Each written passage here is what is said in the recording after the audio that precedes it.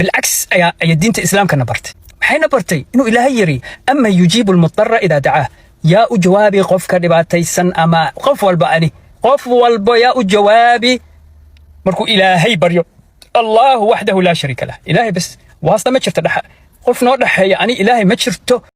بسم الله الرحمن الرحيم وصلى الله وسلم على سيدنا ومولانا محمد النبي الأمي وعلى آله وصحبه وسلم أجمعين. إن بدن آيات أركتين آيات عن قرآن لمن كان خوارجته النبي أيوة لسه بودايو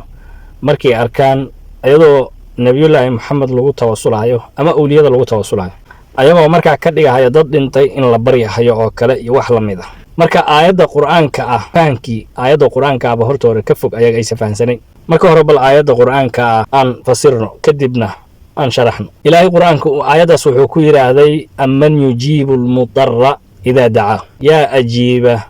qofka la dhibaato galiya idha da'ahu ilaahay markuu dhawaaqdo teeba ajiba ويكشف السوء شدة يبلد يهمج يجرد يحمانتا يبقى هوجا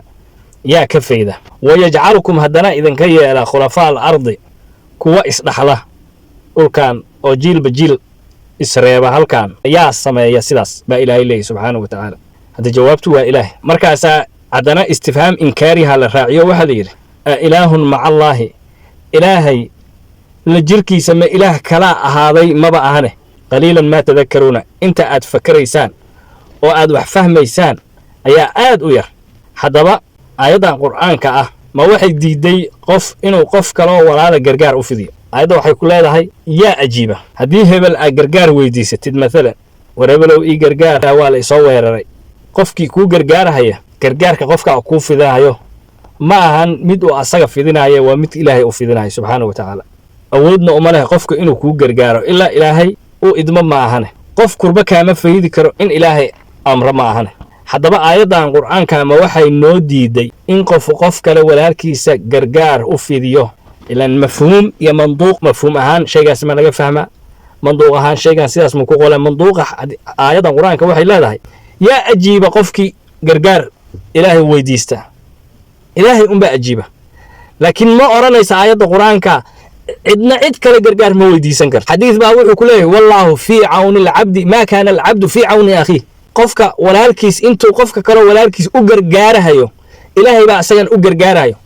هيدا القرآن كجرجار قفك إن ودي ستين أي ممنوع كده جسام ماكو معهن